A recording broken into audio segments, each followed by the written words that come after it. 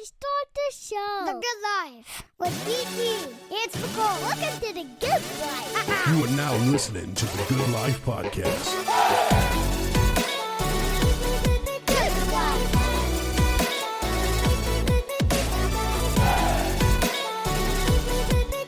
Life.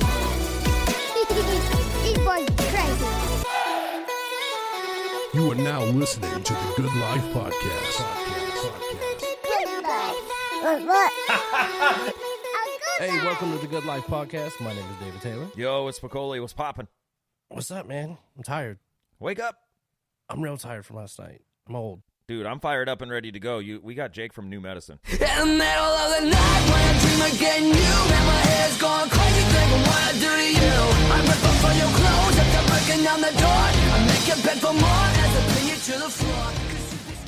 It is good to see you guys back doing music, man. I agree. I feel that same way. So you guys are from Minnesota, and obviously I think if people think of Minnesota, they're automatically going to think of Minneapolis. But I was reading up on you guys, and when you first started it with Dan, that you would go out to your family farm and write music. Do you still do that when you're writing and stuff, or is that something that you just did then? And I guess does it make it more productive for you to get away and just go out to the farm and write? So I don't know if you guys know this, but I live in Nashville now. So I live in Nashville and I write songs professionally for other artists as well now. So I live down here, and so a lot of my writing's down here. I'm in my studio, in my house, in Nashville here. But yeah, back then when we started my family owns a pumpkin farm in Hamel, Minnesota, which is like 20 minutes from downtown. And when I was young, I started writing songs and playing drums. That was my first instrument, and then playing electric guitar. And then like I'm in the basement, and my mom and dad were like, let's build him a room outside the house because that's getting pretty damn loud. So we built this little room in our barn, and it was great for me, because I would just go out there and jam as loud as my dad was like, you play as loud as you want out there, but not in the house, like. But I had freedom and no one could hear me, so I just was out there by myself, and I could just kind of really get stuff out and try stuff, and that's kind of where I started. Jake, and Spicoli, do you know this answer, man? What happened when Nashville became like the spot? Because that's where everybody just kind of floated to. When did that become a thing? I mean, I think I was here early, so I came here in like 2009, like right when, honestly, a lot of the first two New Medicine records, I would start stuff in Minneapolis and bring it down here and write with other writers down here. And then one of our main producers, Kevin Kadish, another like a mentor producer of ours, he lives down here. And I remember when we got signed to Atlantic Records, they were like, hey, we want you to go write with some people in Nashville. And I'm like, Nashville? Like, I'm not country. And then it was like, no, there's like the Kings of Leon live there. Like, KG Elephant lives there. Like, it's a thing. And I was like, all right, I'll check it out. And then you just quickly realized, wow, this is like, it's Music City. Yeah. It really is. It's like everyone here is the best musicians you ever play with, the best engineers, the best guitar players, everything's just the best in music here. And I always thought I'd live in LA, and I did for a little bit, but this is just so much more my speed, and it's more about the music than it is about, the show or the money or the, you know what I mean? Like I like to get down to the music part. That's the most important part for me, and that's what everyone here is focused on, the songwriting, the music, the recording. So I love it here. I think I fit in real well here. Yeah, you got a bunch of creatives down there, and then that's what you like. If you're around creatives, you get better, you write better, you sing better. It seems like that's the spot in like Hollywood, LA, that stuff. I mean, we have a lot of friends out there, but also that comes with like you got to have the fashion, you got to have the look. I feel like if you're in Nashville, like it's more music centered. Yeah, it's focused on that part, that's the part I'm better at anyway, so I like to focus on that. But yeah, it's popping down here, man. It's just there's so many great artists, musicians, like I said, studios, you know what I mean? And so, yeah, I loved it. I thought it was a great fit, and I love it down here. Been here for 10 years, over 10 years now. I've lived here for 10 years. So that's super cool, man. In 2014, you guys dropped your album "Breaking the Model." That album had me in a chokehold. Fire Up the Night, All About Me, Boy Like Me, or All About Me. Yeah, Boy Like Me. It. Those songs, dude, I love that. Take us back to that album. That connected with so many people. Where did that album take you to? Well, so we had come off of Atlantic Records. We thought they were going to pick us up. I'd like went to the office in New York City and like played them a bunch of those songs. I didn't have Fire Up the Night, but I had Boy Like Me. I think I had All About Me.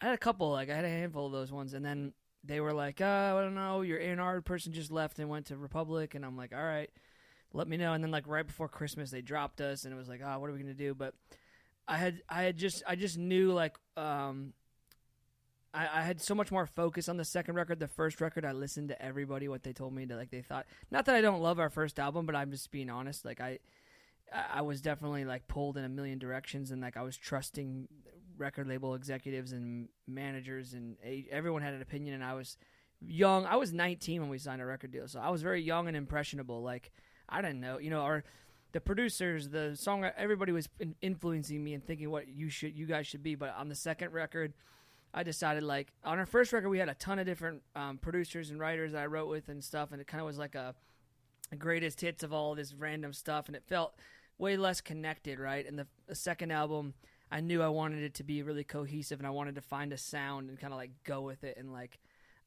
so that's when I chose to work with Kevin Kadish, like I said earlier, because I just think we wrote the song Rich Kids together, and then the first song him and I ever wrote together, it's called Like a Rose, and that's on the album as well. Yes. But when we wrote that song, actually, Meatloaf was still alive, rest in peace.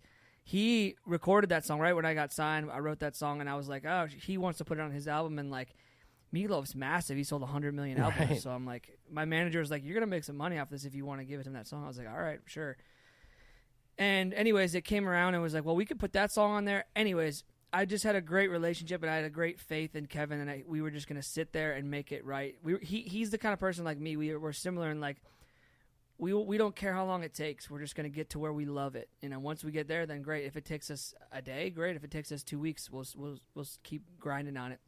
So we chose him, and again, he's another person. We just work really great in the studio together. We work great writing together. So I think like 8 of the songs, I think him and I wrote together, just the two of us. And he pushes me lyrically to always be writing stuff that's from the heart, or like has a, I don't know. So he was a great influence on that album as well. But yeah, that record, I just knew I wanted to come out swinging. I knew I wanted to be different than anybody else.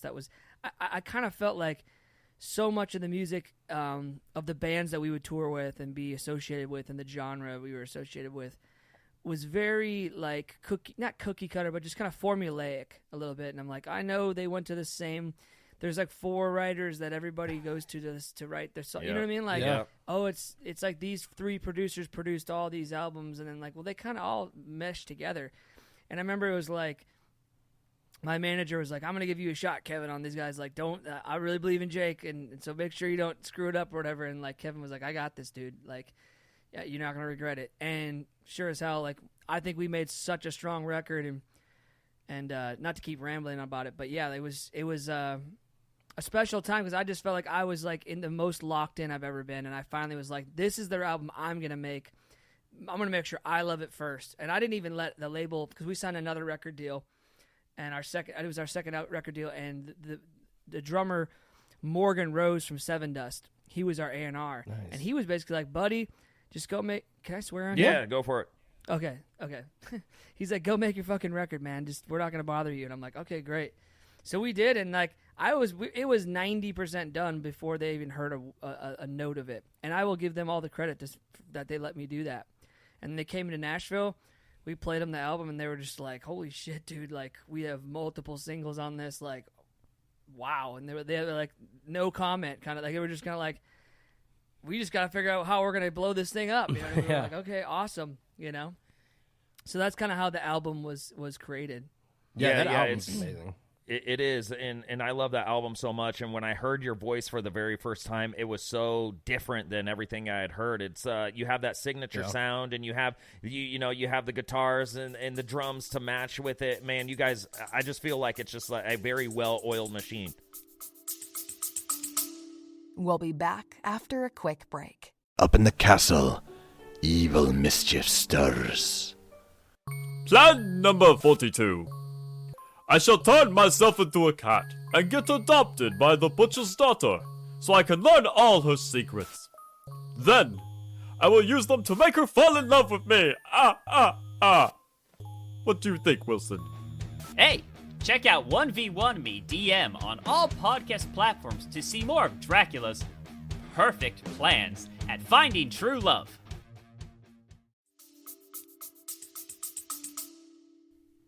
Yeah, it was all everything on that album is very, very intentional. You know what I mean? It was like zero like compromise. It was just like, nope, we're making it exactly how we hear it, and that's what it came out as. And man, it was like, to be honest, on our end, it was like a slow reception because it was like, man, like in all transparency, like our first single, we went to radio with One Too Many, and it did okay, it got to like 25 or something like that, but there was some like rub between my management and labels and agents, and everyone's just kind of like, it just wasn't like working at the time. And I remember just being like, man, it was so frustrating. I was like, I just made this great album and I can't believe it's not getting out there.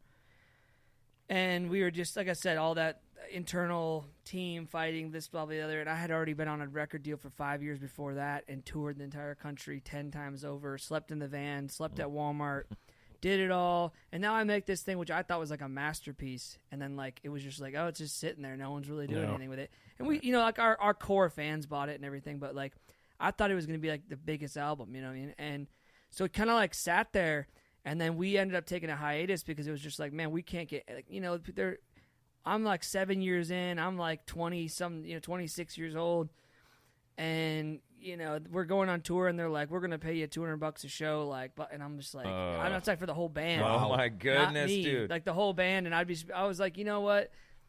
I love this, but this is whatever it was. The team. I'm not blaming my team. It is what it is. But it just wasn't gelling for me anymore. I was like, you know what, this isn't the route for me right now. I was like, I thought I made a great album, and for some reason we can't get it to move. And I just was like, you know what, I'm gonna try something else. And that's when I really went into writing country songs, writing rock songs for other artists, producing records. Like I started producing Adelitas Way. We had a hit right out of the gate. I wrote this song Notorious with the singer Rick. Yes, and, dude, love that song. Hell I didn't yeah. know you wrote that, man. I didn't either. I'm blown yeah, away. I wrote that and produced it too. What? In a hotel room in Vegas. Yeah, it was like my first big production I did. That like Rick is a friend of mine. I mean, he was. Now we're like really good friends now, but he was like, yo, come to produce it. So I started doing all that, and then I had songs with Florida Georgia Line. I had one with Kid Rock. I've had like all these random things. And so I was like, all of a sudden, like pushing so hard in this one area of new medicine and trying to make it work. And I felt like it wasn't. And then all these other opportunities were kind of like the doors were opening a bit. So I was just like, you know what? Like I'm making a great living making music now versus when I was like pushing so hard over here, I'm like sleeping in Walmart and like, you know what I mean? Right. And so then all that happens. And then all of a sudden in the middle of all this, like this is like over the course of like 3 or 4 years, like 2017, 2018-ish, like all of a sudden I'm like, man, we got like new medicine's got like, and we're on hiatus at this point, mind you, haven't made a post in 2-3 years. Like, man, we got like 100,000 monthly listeners. That's crazy. Like, I mean, it might have been even less, 60,000. Wow, Fire Up the Night's got 10 million streams. That's pretty crazy, man.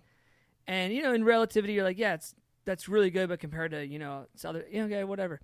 And then all of a sudden I got to look at like 6 months later. Okay, we have 120,000 listeners. Okay, 6 months later we're at 200, 300. And then all of a sudden I'm like, yo, we're at like 400,000 monthly listeners. Fire Up the Night's at 20 million. I think something's happening with our music all of a sudden. It's that album. It's breaking the model. All those songs, and especially Fire Up the Night, Boy Like Me, those ones are all starting to pop off. Even One Too Many as well.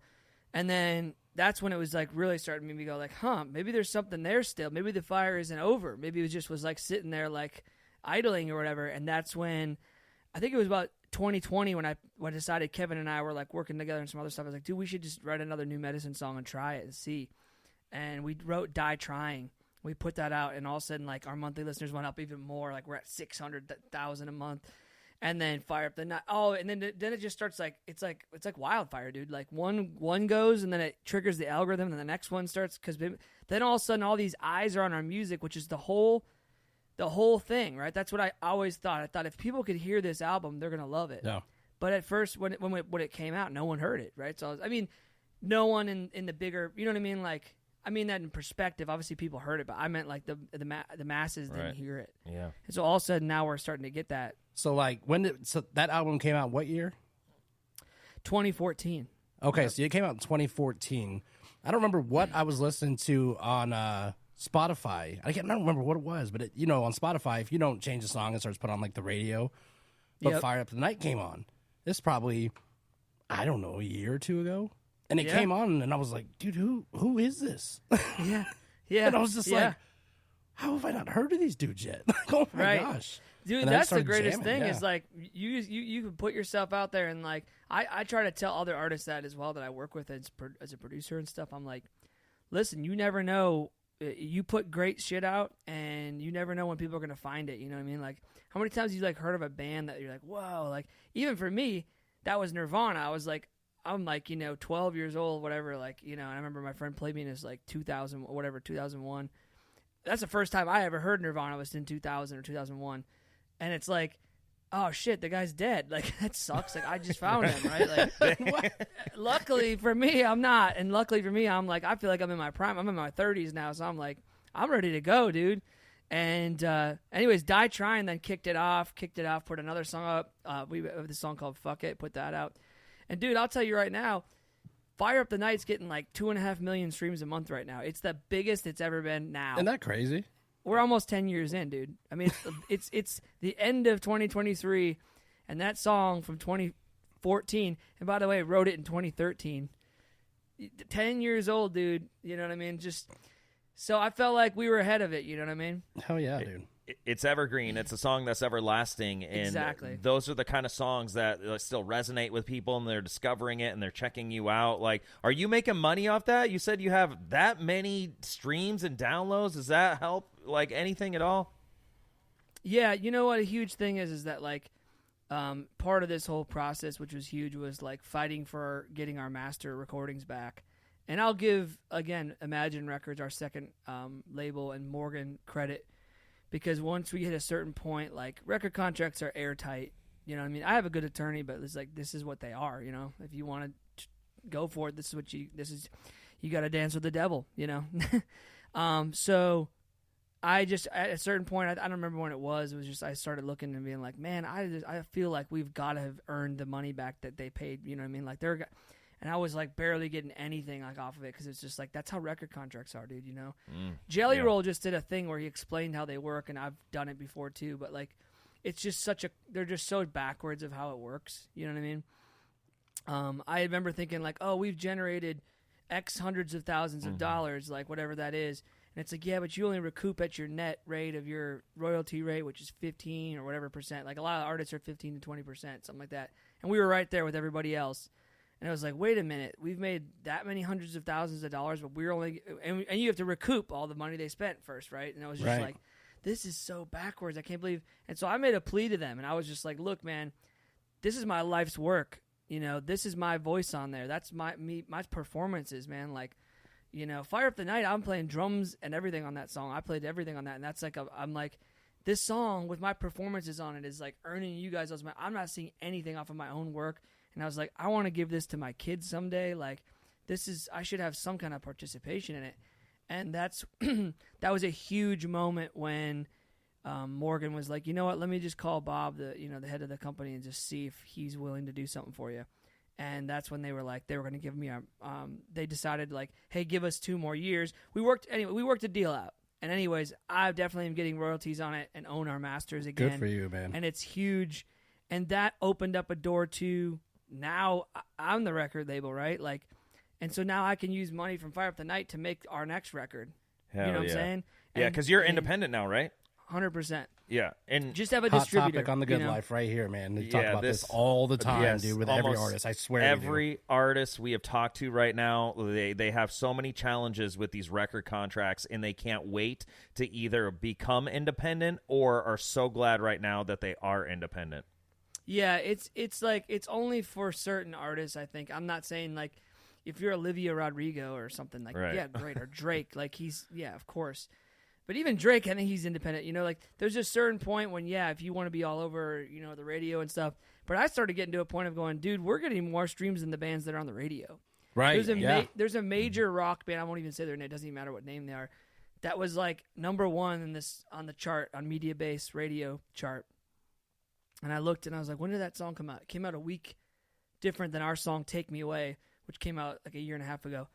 And I looked and it was like #1, whatever. Here's our huge hit. It had like 5 million streams, which is, that's fine. I look at Take Me Away, it was at 12 million. And I'm like, dude, what do I need a record label for? Like, what, yeah, Right. I'm like, you're at #1, but I'm at 0, and I got, you know what I mean? Like, I'm not even on the radio, and so it's just about, for me, getting music.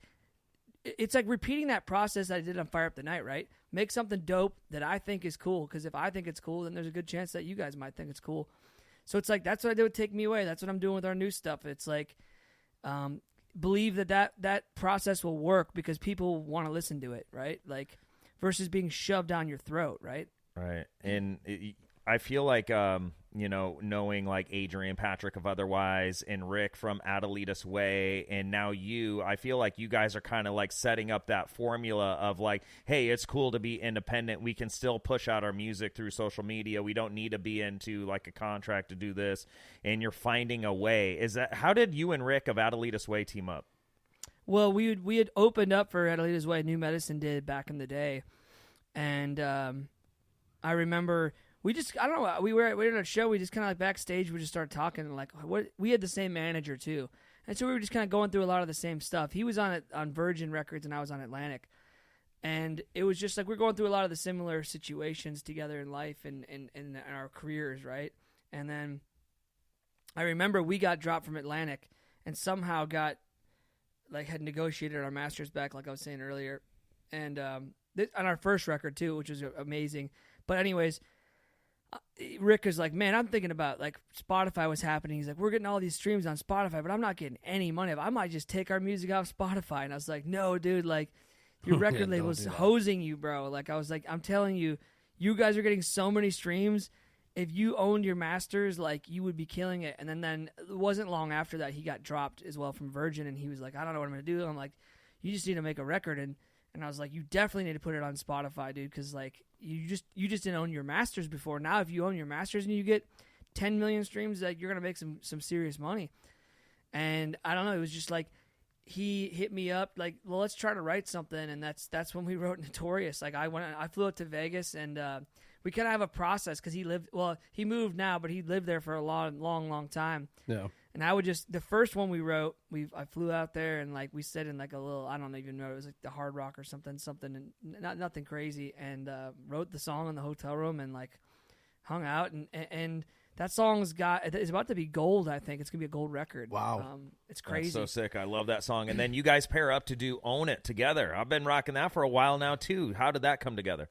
Yep, Own It was just I was out there on a trip, and I had kind of like to write for Adelitas Way, and I was like waiting for Rick to get to the hotel, and I was like messing around on the guitar. I'm like making a track on my computer, and I'm like kind of messing around, making a beat, and like messing around with some stuff. And I started kind of writing. I think we had the title. I can't remember if he was throwing it around, like the title Own It.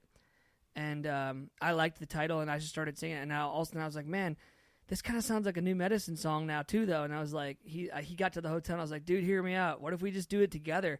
I was like, dude, rappers are always putting each other on, you know, like, yeah. I was like, we got like 700,000 monthly listeners at this time. This was like, you know, whenever that was. And they had like almost 1 million at that time. I'm like, dude, if we put a song together, like, we're going to get more, you're going to get more, our fan bases, and we just did it. And there was like first one, success, and then we did it again. Then we both went up. They went up to like 1.2 million listeners. We got to 1 million, and then we did it again like a year later on Up. And that one is even bigger because that's already at 5 million. That was like this year or earlier last year, like January. Yeah. And now we have a new one coming out in October that no one's heard yet, but it's called Dig Deep, and it's the best one. I can't wait. I love it. Now, this one's the best one. We shot a video for it. It's badass. And hell yeah, dude. Our relationship, Rick and I, we're just like great friends now. Like, he stays at my house when he comes here to record, and we're in this together, and we like fight for each other, and we like go through stuff together, like, yo, what do you think you should do here? Who do you using for that lyric video? What do you like for a direct, you know? We're bosses, you know what I mean? Like, we're doing it ourselves, you know? I love to hear it, man. This is incredible. I have been trying to get Rick on I did rock radio for nearly 20 years. I couldn't get him on. I had Adrian Patrick on the podcast. I couldn't get Rick on. We have you, Jake of New Medicine, who knows Rick as well, who's worked with Rick. I'll get Rick on here. There's got to be some way we can get him on. Don't you tell him that. I'm telling you, I have a very good.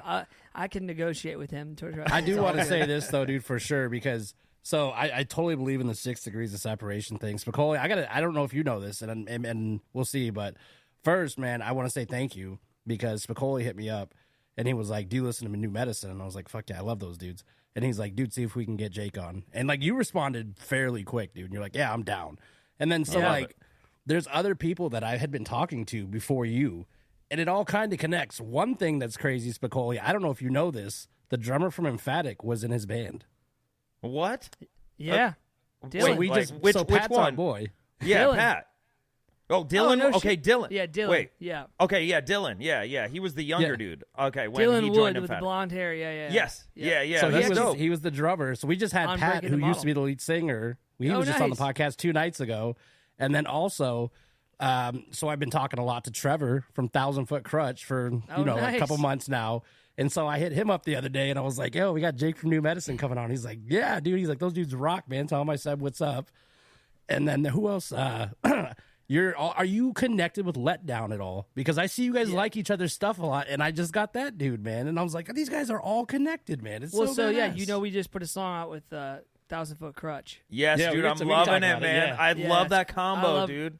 I thought that this is something I could. Yeah, I was like, damn, and I loved that down. It's a great song, but that was fun. But yeah, I'm definitely connected with them. Letdown, yeah, that's funny because I can say it on here. It doesn't matter. They're gonna come play the Minneapolis show we're playing at Varsity Theater. Yeah, we just wrote together like 2 weeks ago, me and the singer Blake, and so we were like, we wrote this song. We wrote a killer song together, and then we like immediately hit it off. He was right here in my studio. And we wrote, and I was like, "Dude, I love your stuff." And then he was showing me his videos and showing me his new stuff. I showed him my new stuff.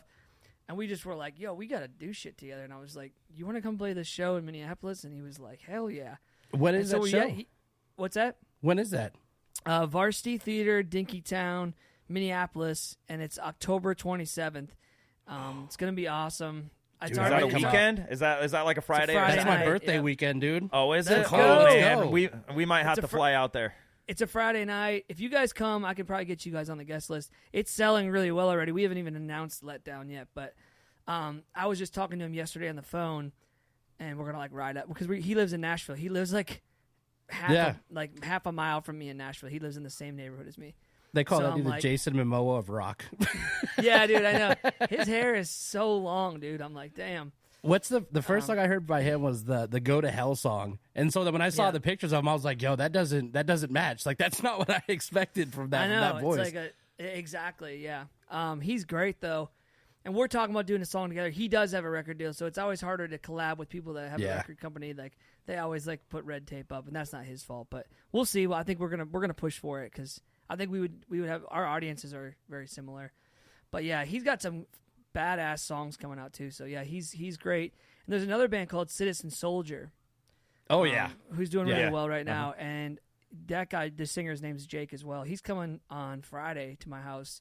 We have 3 different songs we're working on. There's one I wrote with him and Rick from Adelitas Way. That I'm producing and I wrote it. And then we have another one that just Citizen Soldier and New Medicine are going to do together. And then we're writing another one just for Citizen Soldier. So we have a lot of stuff, but we're all trying to connect. You know what I mean? Like I'm trying to break the walls down between all these bands, and that's like, not you don't need to be like, it's not a competition, dude. We can all win. You know what I mean? Right. Like it's not you know what I mean? Like, and that's how I think. I don't know. The hip hop world is way more like, yo, you jump on my song, I'll jump on your song. Like, oh yeah, you come out on tour with me, I'll come out on tour with you. It doesn't have to be like, hey, we're better than you, or it doesn't matter. You know, like we're on a major label, so we're automatically better. I'm like, who cares? Like, the fans. I gotta don't ask, care. since you live in Nashville, bro, it's kind of a running joke with me and my buddy. And I know Nashville's not a small town, so when I ask people this question and they say yes, it cracks me up, and I text him. But so we had Elijah on. I don't know if you know who that is. He's from Nashville. He's an upcoming guy. You do know him? Okay, Yep. so out of there, so then you probably know the next question. And so my good friend who's from here named Christian Skermont lives in Nashville, and I ask everybody if they know him. I think I do know Christian. I'm trying He's to I remember. Prevail's road manager. Oh, okay, yeah. I do know that. He fucking knows everybody, dude. Well, dude, I was just gonna say, it's a small town, dude. I mean, it just is. So yeah, It's so dope, man. You guys are all connected that way, though. and now the rock people are all coming here, so it's like I'm like, hell yeah, dude. I think who was it? Red's been there for I think that's where Red is from, isn't it? I'm not sure. We were actually going to go on tour with them earlier this year, but it just didn't work out scheduling wise. But yeah, we have the same distributor, I think, that like distributes our music. So nice. It's small town, dude. I mean, so small. We're gonna have to go check out Nashville, Spicoli. It sounds like a blast. Like a lot of bands are just going there because, like I said, it's just there's something in the air right now. Super creative. A lot of people have fun there, and you just get inspired. And there's just something in the air in Nashville where it just brings out the best of everyone. Yeah, and it's just like I feel like, my generation is kind of taken. It's like I don't know. All my friends produce. We're all the younger producers and stuff. It's like we're kind of starting to get to that point of like, hey, we're the ones that everyone's asking to make the records with, and like, I don't know, it's cool. It's just fun. Even like in the country music space, it's like it's changed so much, obviously, and like, I don't know, the genre's so wide open. And it's like someone like me can get in there and write a couple songs and go, hey, what if I put my little spin on it? And it's cool. Hell yeah, you're definitely making your imprint. Let me ask you this though, like you're kind of like the jack of all trades. You can write, you can sing, you can produce. What's your most favorite? I would definitely say writing and recording is they're just different things to me. But like I'll always write and record. Like I love making records. Writing is number one because it's like that's where the stuff is invented. You know what I mean? Like you know what I mean? Like that's the core of it, right? And then it's like, but then once I write, here's the evolution here. I'll tell you, it's like I'm like always trying to find the next song because it's like a drug of like it's like cracking a code that you've been waiting to crack, and you're like, I did it, like.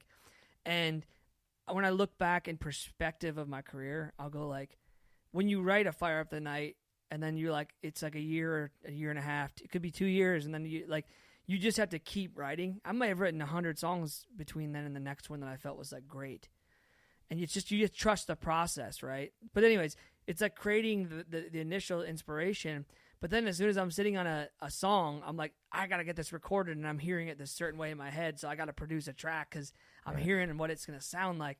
But then once it's out, and then it's like I'm watching it on Spotify, and I'm going, damn, that's got 20 million streams. I'm like, I want to sing that shit live with people. I want to sing this together now. So it's just like an evolution. It just goes back and forth. And then like I'll get sick of touring because I'm like, oh man, I'm burnt out.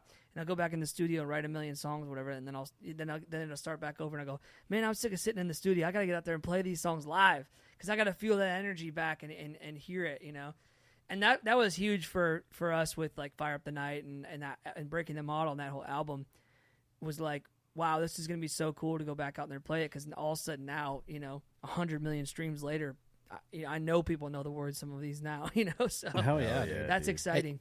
And so you grew up, how long did you live in Minnesota then for? Till I was probably like, honestly, probably like till I was 24, 25. Okay. Then moved down here. So I'm 35 now, so that was 10 years ago. So like, and then like I go back all the time, but I just wanted to be here full time. There's just something about it. And then when I signed a publishing deal as a songwriter, because I have a publishing deal like outside of all this that I just write for a publishing company that like books me, writes all the time, and you just have to be here to be doing it like that, Yeah, I asked you that because I'm a huge hip hop head, dude. And nice, that's Rhyme awesome. Sayers, dude, out of Minnesota, dude. POS, Atmosphere, all those dudes. Were you into that stuff when you lived up there? Oh my gosh, yeah. God Loves Ugly, and Hell yeah, all of that, dude. Woman with the tattooed hands. That's how far back I go. I've seen Atmosphere a million times. Our like guitar tech and merch guy, like a jack of all trades crew guy, kid that I went to high school with, Cody. He still works for Slug and Ant, and he's like, really? I don't even know what his job is now, like tour manager or something. He was merch, and love them. That's actually a collab that I would love to try to make happen. Dude, that'd be sick. And I think it could, I mean? Like, I think Slug would be down. I'm like, dude, we're Minnesota guys, you know what I mean? Like, I'll tell you right now, like, I still rep Minnesota hard. Like, I love it. I will always be a Minnesota guy. I just love it. Vikings fan. I don't know if they won or lost, but it was close. Yeah, I had a lot of friends from up there. I think, is it called Burnsville or Brownsville? Yeah, Burnsville, yep. Yeah, so I don't know if 10 years ago, I don't know, this guy named Pat Brown, he was in a band called The Semester and Sing It Loud. Of course I know them. Yeah, that's my boy is Pat, and I'd go up there and stay at his mom's house whenever they'd play, man, and that's when I got to finally see, like, the Minnesota music scene up there, and I was like, so, like, Omaha's music scene back then was, like, super cool. It was very good. And then I got to go up to Minnesota, and I was like, dude, it is really, really good up here. Like, it was nuts. Well, I'll put some things in perspective for you. Sing It Loud. There's another band called, Day to Remember. Oh, yeah. Remember, yeah. Oh, I can, Kevin yeah. Scaff. Yep. He's from Minnesota. and his band was called 4 Letter Lie. We Yep. used to play with together all the time. With Mod And- Sun. With Mod Sun, exactly. Yep. And dude, we would sit. I remember sitting out there and talking to Mod Sun and Kevin and outside their van, and we were like playing some shitty club in Mankato or something, and just like I don't remember, we were just grinding it out together. But we were like, it was just like weird. And then all of a sudden, look, dude, Kevin joins the Day to Remember. Mod Sun's Mod Sun. It's Kevin lives like literally like 4 blocks from me. Oh, he no was, like, joke. Yeah, and we're buddies, and so like we just New Medicine. We just went to his house. He built this badass drum room and a huge studio in his backyard. And he's like, dude, I said, man, I'm looking for a studio because we're recording some New Medicine songs.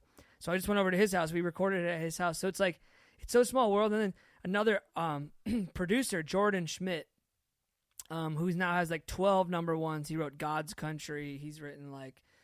He just had one with Lainey Wilson. He has the number 1 song this week with Kane Brown. Like, awesome. But he was the producer for all of the like emo pop punk bands in Minneapolis. He's from like Duluth, and Okay. anyways, his brother Dane also had a band called Jamestown Story. And anyways, Yes, Dane dude, I had used be to like- love that dude. yeah. So Dane's was my publisher for like 5 years at Sony when I was signed No to Sony. shit. Yeah, and then his brother and I worked together, and then it's like, dude, I mean, this all. But it's funny because the Minnesota guys, we just stick together. You know what I mean? Yeah, That's so I super used to dope. do hip hop back in the day. Oh, nice. And like I did shows with like Pat Brown. So Pat Brown was in the semester, and Derek Mod Sun was his drummer. So I knew Derek when he was like, oh yeah, dude, I think he was like 15 or 16. And we used to play here in Omaha, Yep. and I'd open up for them. And I think Jamestown came down with them. I can't remember. But yeah, dude, I used to roll with all those dudes, man. What a small world. I think Jake and Mod Sun should get together and write like the new anthem for like the Minnesota Vikings. no, I know, yeah, dude, for sure. Yeah, he's a great dude, and he's got such wild energy. I'd love to do a song with him too. I've like lost touch with Mod Sun, but I'm sure he would remember us. But Kevin and I are like from a Day to Remember. We're like still buddy. We're like we're closer than ever. That's so cool, man. Spicoli, what station were you on? I was on 89.7 The River I hosted a morning rock show there for 18 years, and now I just transferred to what city was that? It's in Omaha, Council Bluffs. Gotcha, sweet. Yep. And then so I would always try to convince my boss, like, when I heard your album back in 2014, I was like, oh man, there's these songs, like you got to hear these songs. And at the time, she didn't give him the light of the day, but like we had something called the pick of the week, like where we got to like put an artist in the spotlight, and so I put your album in the spotlight, and it was huge, man. We got a lot of great reaction, and it was fun to be able to do that, though. That's awesome, dude. Did that whole market? I remember we played Uproar up that way, Uproar Festival with Avenged and Disturbed, and I think we came back there again with Avenged on the Nightmare After Christmas tour. I think it was Council Bluffs, but I can't remember. We definitely played Omaha. I think maybe we played Kearney. I don't know. Yep, you guys were here through a couple of times. I think though we always had like conflicting concerts. Like I was like, why I need to see these guys, New Medicine. I love this album, and I think whenever you rolled into town, there was like another event or like another concert that we had for sure. And but now you got to write a pop song. I'm on like the biggest pop station in Omaha now, so now you got to. There you go. Let's go. Let's go. Yeah. I mean, what do you got in the arsenal? Yeah. You're like, you can do it all. No, I know. Well, I mean, I feel like our Adelitas Way one's definitely more. Some of our songs like are more alt or whatever, and like there's a couple new ones like that could definitely lead in that direction for sure. I'm always trying to mess things up and keep creating and stuff. When we did Breaking the Model, dude, I was like, I'm trying to be ahead of the curve, and I remember being like, I'm putting synths and shit in here, and I want to put like, a trap beat in a verse or something. Like I want to mess with it all, And I'm still like that way, and I don't even care. We have some fans from like our first album. They're like, "It's not heavy enough." And I'm like, "Dude, grow up, grow the fuck get up. out of here, dude." I'm like, I don't want to repeat myself. You know what I mean? Like I'm just like I don't want to just keep formulaically making music. Okay, heavy guitar, heavy riff, bam, here comes the verse. Like I know that's just. I want you to be unexpected. I want you to be like caught off your guard. Like, whoa, what's that? You know what I mean? You want to break the mold, not. Speaking of which, cycle. that new song "Never Know," man. Oh my god. Dude, that song is amazing. Man, It's so different. I love it, man. It's so good. Well, if you listen to the lyrics too, I mean, that's all facts. You know what I mean? Like it was just, I really was painting houses after getting dropped from my record the second time. You know what I mean? Like I was like, I'm broke. I don't know what I'm gonna do. And it's like those crossroads in your life where it's like, I could have just been like, you know what? It was cool. I did it. I had a record deal. I went on tour.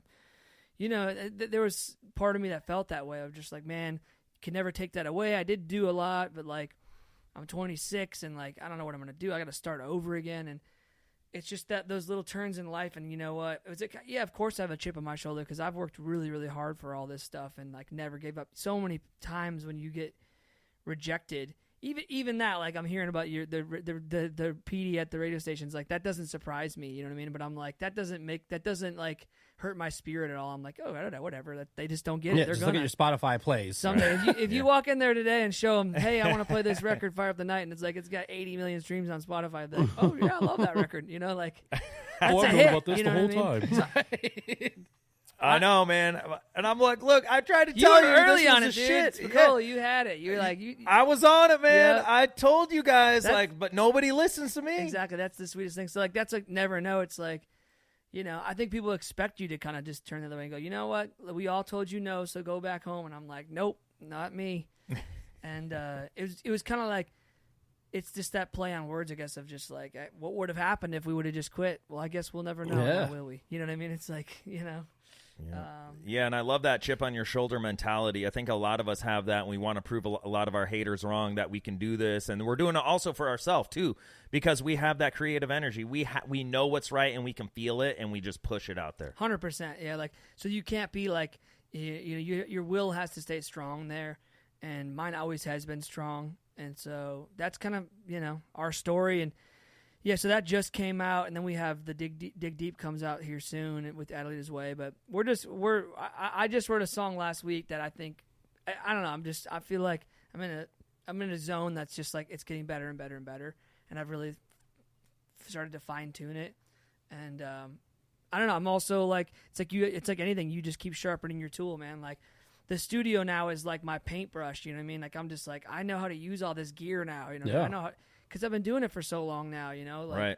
And, I'm able to have a little money where I can, invest in myself, you know what I mean? Like, where it's like, because it's like a snowball effect of like, cool, now I'm investing in these 4 songs, and now I'm going to shoot a video for that one, and okay, great, that's killing it. So now I have all these songs killing it, and so I'm like, I'm just really inspired right now, and so I'm not going anywhere. I love it, dude. And that's the kind of like people that we want to be around. This is why like you're on our podcast, because that's the kind of energy we want to be around. That's the kind of, I don't know, humble and hungry and fired up and ready to go and just knock these songs out of the park. And both David and I are huge fans of music and fans of what you do. And I love how we're all connected and intertwined and helping each other grow, man. That's what it's all about. So if we were going to go play in Omaha, where should we play? Man, I think the Good Life podcast needs to put on a concert, man. And I think I know. I think we should start in DT's backyard. We can do a private acoustic performance. He has so much money and the biggest backyard I've ever seen. I mean, let's go. Fly him out here tonight, David. Let's go. Yeah, let's go. Jesus Christ, every fucking episode, man. It's always my backyard. No, I mean we've got some real good venues. I mean we were at one last night. We went and saw Swaco. That's why I was saying I was tired at the beginning, because I'm old and I decided to mosh pit last night at 38 years old. And that was interesting. But I mean, yeah, that's Slowdown's a good venue. Waiting Room's a good venue. Yeah, I mean, there's some really Omaha turns up, dude. We told Swaco when he came on the podcast, like, get ready, dude. Omaha's nuts. And sure enough, he posted today and he was like, that was the best concert we've done yet on the tour. Well, yeah, we're definitely going to come through. I'm planning on, I'm working on an album right now. I have a ton of music coming out for New Medicine. It's just like, it's kind of like, I'm in a phase of like building up all this new music. I'm going to drop it all. Some of it this year, but probably a lot next year. But I'm like, we're going to hit all of our spots. We just started like, okay, let's go play Minneapolis. That's our hometown. Let's just see how it does. And like the first day we sold more tickets than we've ever sold. Like, you know what I mean? Like, we're like, oh shit, there definitely is an appetite. And I just get messages all the time. And I definitely, Omaha and like Nebraska, Kearney, Lincoln, all that is like, I see it a lot. You know, I see people like, hey, when you coming to Omaha? When you coming to Lincoln? When you coming here? And so I'm like, okay, we got to get out that way. That Midwest is our bread and butter. How big is the venue in Minneapolis? 1,000 cap. What's the venue 1,000 size? cap. Yeah. 1,000? Okay. Yeah, Waiting Room with Slowdown would be good for you then, for sure. Yeah, those two venues, like, let's see, last night the venue was what, 400, I think? I think Slowdown's a little bit bigger than Waiting Room. I think it was like probably like 600 or 700. Either way, but we yeah. have no idea what to expect. yeah. We have all this data on the streaming, and so we kind of go, I think these are going to be good spots.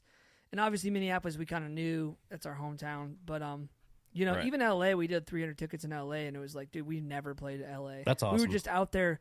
We were out there to do a show. We were doing a festival show up in Nevada, and we were like, well, let's just do a warm up. We just started playing shows again, So we just were like, let's play a headline show. We announced it like a few weeks before, and it was like, we played the Troubadour. We almost sold it out, but it was like, dude, we've never played LA, and we still sold that. It was a Wednesday night. And it was like, Oh, damn, wow. That's good. huge. You know what I see brewing? I can see it brewing. It's New Medicine, Adelitas Way on tour together. I feel like that's happening. Well, yeah, dude, come on. I see where And I let can down. connect All the three of pieces. you. That might be happening before the end of the year. I would say Oh, that right snap. now. For real? Okay. Yeah, Okay. we'll see. We're trying to work a few things out, but yeah, I'm telling you right now, like those guys are like my, Rick is like a close homie of mine, dope. and I will get him on here for you guys. I'll tell him I just did it. So Well, just yeah, go on that's and tell easy. Kevin Scaff he can come on too. Then if you're calling people. Yeah, all right. Hell Let's go ahead and yeah. tell them all. No. Let's I like go, it. man. Hey, I don't care. I'm happy to help. Dude, I'd say I got to be honest. I think it's totally unintentional. So we started bringing people on. Like Adrian Patrick was our first guest, and then we got Tommy Vext, and kind of our plan was like, all right, we'll start this domino effect, and they'll start having people come on, and like our next our past 2 guests with you, and then the next 3, you guys are already all connected to each other out of Nashville. It's fucking rad, man. It's so cool. Yeah, I mean, dude, it'll just keep spreading when it's like this, you know what I mean? And then you kind of find a niche too of okay, well, clearly this is the people that we like and know because they all know each other. and Nashville. it's We like, need to yeah. stick to Nashville. Yeah, we figured exactly, it out. yeah. So everybody in Jake's cell phone is who we want on the Yeah, podcast. So there's, Who is the most famous person you have in your cell Good phone? question. I would say Kid Rock. I can just text him right now. He'd be like, "What? What? Yeah. He'd be What? like, Come "Yo, on. Would do he you want, respond kid?" right away? He's funny. Man. That's crazy. He's wild. He's a wild man. You should text him. You want a Bud Light, bro? Yeah, exactly. Yeah. No, I'm like, this guy is wild, man. He lives like 15 minutes from me. I've written a couple of songs with him in the last few years, and like he's from Detroit, and I'm Minnesota, and he's just like, man, these lakes down here, they ain't like they're in Michigan and Minnesota, are they, buddy? And I'm like, nope. They got snakes in these lakes down Talking here lakes. and shit. They're all warm. They're hot. I'm like, our lakes up there. He's a Midwest guy. He's funny. I got to ask you one more question. Yep. So since you're writing and producing, how can I word this? What's a song that you've written for somebody that people would be like, I can't believe you wrote that one? Or like, I had no idea that they didn't write their own stuff. Can you reveal any of that? Or would you get somebody in trouble by saying that? Oh, no, I don't think so. I just don't think it'd be like that much of a surprise. But I have a song. Let's see. Well, as far as I have a song coming out that's not out yet, but that I wrote for Blake Shelton, which I think would be like, wow, that guy wrote a song for Blake Shelton. Yeah, it's gonna come out. Yeah, that's a pretty. Yeah. That's what I'm talking Yeah, about. that's dude. huge. Yeah, that's coming out like later this year. That I'm really excited about. And then I just wrote a song that just came out Friday for this kid that won American Idol. His name's Ian Tongi, and it's called, No shit. And it's called Why. Okay. It just came out Friday. I feel like it could be a big record. He's like huge on socials because everyone just loved his story. And I was in Hawaii writing on a writing retreat, and we wrote this song and pitched it to him, and I produced it too, which is cool. But that's a couple of them, and then I guess I don't know. You go from like Fire Up the Night to I was working with Brian Kelly from Florida Georgia Line a lot. Like I wrote this song called Beach Cowboy for him. I'm trying to think of stuff that would throw you off though. You'd be like, what? So I don't know. Some of those are That's kinda dude. obvious. Honestly, it makes me a bigger fan, man. It really does. Because so there's another dude that's a lot like you. His name's Jake Scott. Yep. Out of Arkansas.